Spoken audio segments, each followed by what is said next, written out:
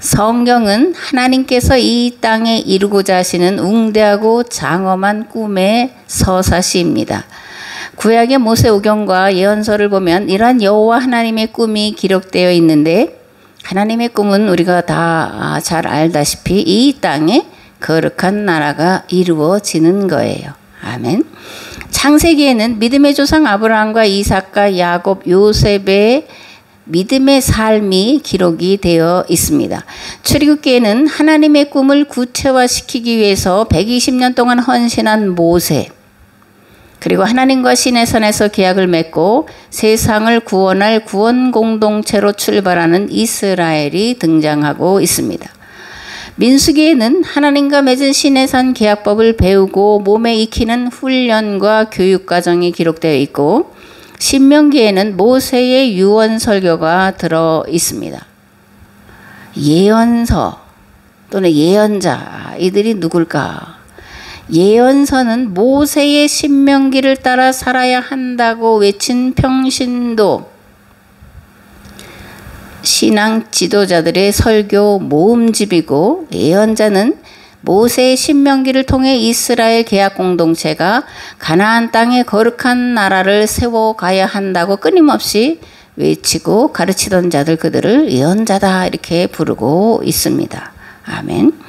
신약의 복음서에는 예수님의 꿈이 기록이 되어 있습니다. 예수님의 꿈은 십자가의 죽으심과 부활을 통해 세우신 교회로 이 땅에 하나님 나라가 이루어지도록 하는 것이었습니다.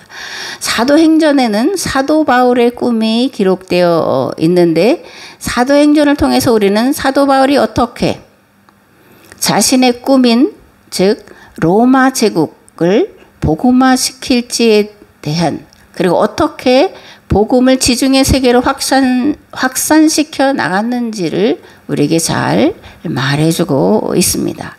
아멘. 대한민국 건국의 기초를 세우는 데에는 이승만의 꿈이 있었습니다.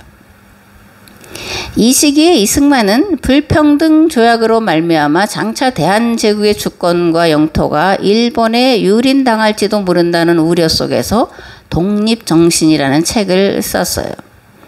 이 독립정신을 집필한 목적은 뭐였냐면, 명맥이 끊어질 위기에 처해 있는 대한제국의 독립과 권리를 보존하여 영원무궁하게 만들고자 함이었다. 이게 이승만이 밝힌 이 집필의 목적입니다. 이러한 독립정신은 1904년 한성 감옥에 갇혀 있으면서 쓴 건데, 총 51장으로 되어 있고, 여기에는 독립정신 실천 6대 강령이 나옵니다. 그러니까 이 독립정신의 주요 주제는 책 제목대로 독립이고, 특별히 여기서 이승만은 기독교 입국론을 말하고 있다라는 것이 우리가 이 이승만의 독립정신이 무슨 책인지를 알아야 되고 읽어야 될 그런 목적이다, 그렇게 생각을 합니다. 독립정신에 드러나는 6가지 실천 강령을 보면, 첫째는 우리는 세계에 대해서 개방해야 한다라는 거예요.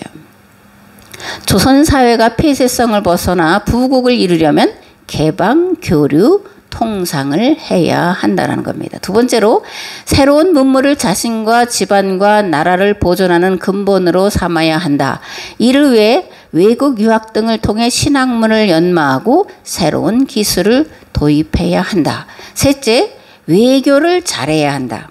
국제법의 테두리 안에서 당당하고 평등하게 대응하는 자주적 외교를 해야 한다. 외교에 성공하려면 신의 성실과 법치주의가 기본 자세여야 한다.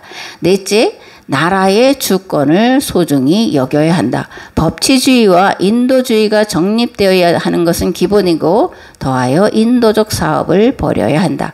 다섯째, 도덕적 의무를 소중히 여겨야 한다. 의미에는 사적 의미와 공적 의미가 있는데, 나라에 충성하는 것이 가장 큰 도덕적 의무다. 여섯째, 자유를 소중히 여겨야 한다. 자유를 자기 목숨처럼 여기며 남에게 의지하지 말고 스스로 독립심을 가지고 살아가는 것을 중요하게 여기며 다른 사람의 권리를 존중해야 한다. 이게 이승만이 독립정신에서 드러내 보이는 그 실천 강령이라는 겁니다.